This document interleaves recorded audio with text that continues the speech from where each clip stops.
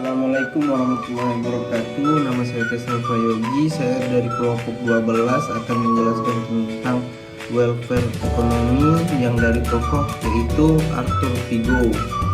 Di sini Arthur Vigo memberikan perhatian atas dimensi ekonomi dari welfare state atau welfare ekonomi.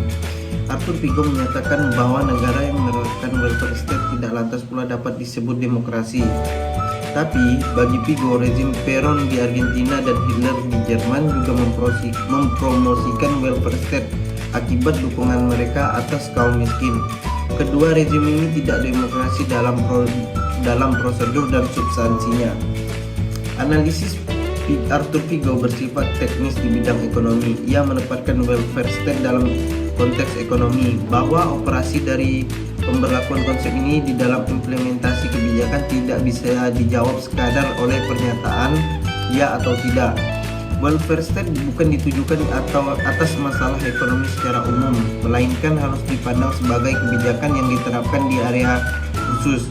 Misalnya jika ditanya perlukah ada pengeluaran pemerintah untuk kebutuhan kolektif warga negara di bidang angkatan bersenjata, politik, pengadilan, birokrasi, dan pemeliharaan gedung pemerintahan, maka dapat dijawab cukup cepat.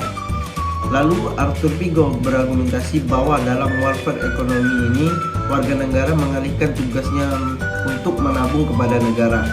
Tabungan tersebut untuk berjaga-jaga apabila mereka suatu saat akan melarat, menjadi jompo atau tua, ataupun meninggal dunia. Tabungan ini dipaksakan oleh negara ke dalam bentuk aneka pajak yang ditarik dari warga negara. Apabila warga negara terus-menerus menabung secara swakelola, welfare state ini mungkin tidak lagi dibutuhkan. Vigo menganggap tata cara menabung melalui negara ini tidak salah. Namun, inilah yang perlu diketahui setiap warga negara, bahwa jaminan sosial yang mereka peroleh dari welfare state sesungguhnya pajak yang mereka bayarkan sendiri dan bukan transferan properti dari si kaya kepada si miskin. Mengingat kelompok lower income pun dipaksa untuk membayar pajak yang sudah ditetapkan oleh welfare state. Lalu Arthur Vigo menganalisis setelah 3 dekade welfare state diberlakukan baik oleh kalangan Republik maupun Demokrat. Ekonomi Amerika lebih sehat, standar hidup meningkat, produktivitas meningkat, usia hidup lebih panjang dan meningkatnya kualitas. Dan terdapat kesetaraan ekonomi di antara aneka kelompok penghasilan. Lalu singkatnya, kondisi kehidupan warga negara Amerika lebih baik ketimbang di masa lalu. Welfare state pun mampu menurunkan tensi politik antara kaum Republikan dan kaum Demokrat.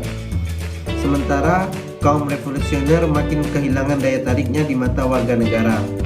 Lalu Arthur Vigo juga melihat sisi positif welfare state lainnya, yaitu perekonomian Amerika lebih dinamis, bergerak dan berinisiatif ketimbang mengalami pelemahan atau stagnasi.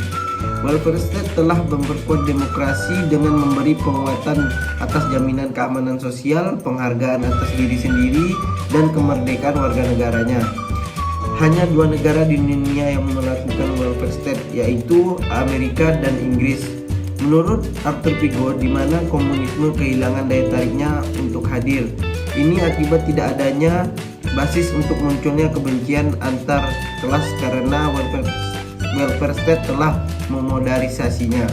Sekian, terima kasih.